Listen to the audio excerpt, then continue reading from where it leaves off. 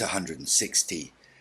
Then said he who writeth, Daniel the prophet, describing the history of the kings of Israel and their tyrants, writeth thus: The king of Israel joined himself with the king of Judah to fight against the sons of Belial, that is, reprobates, who were the Ammonites.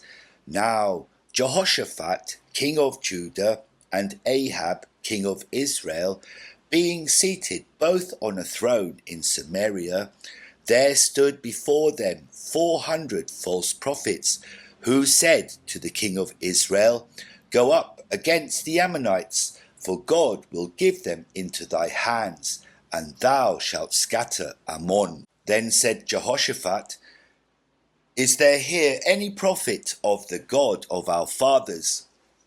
Ahab answered, There is one only, and he is evil, for he always predicteth evil concerning me, and him I hold in prison.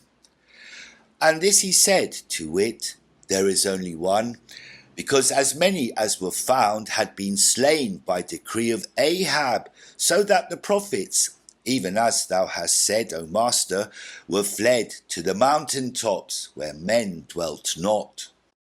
Then said Jehoshaphat, Send for him here, and let us see what he saith. Ahab therefore commanded that Micah be sent for thither, who came with fetters on his feet, and his face bewildered like a man that liveth between life and death. Ahab asked him, saying, Speak, Micah, in the name of God. Shall we go up against the Ammonites?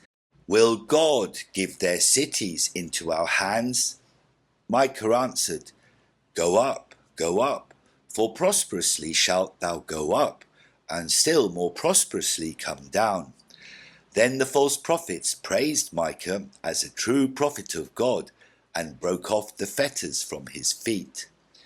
Jehoshaphat, who feared our God, and had never bowed his knees before the idols, asked Micah, saying, For the love of God of our fathers, speak the truth, as thou hast seen the issue of this war.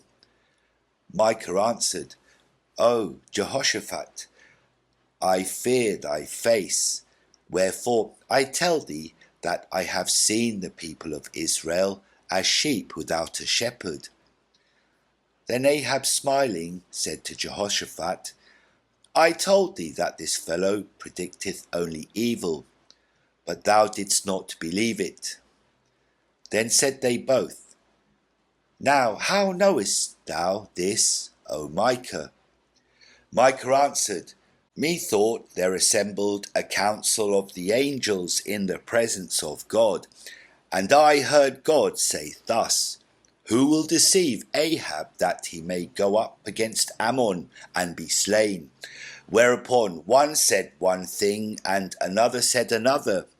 Then came an angel and said, Lord, I will fight against Ahab, and will go to his false prophets, and will put the lie into their mouth, and so shall he go up and be slain. And hearing this, God said, Now go and do so, for thou shalt prevail. Then were the false prophets enraged, and their chief smote Micah's cheek, saying, O reprobate of God, when did the angel of truth depart from us and come to thee? Tell us, when came to us the angel that brought the lie? Micah answered, Thou shalt know when thou shalt flee from house to house for fear of being slain, having deceived thy king.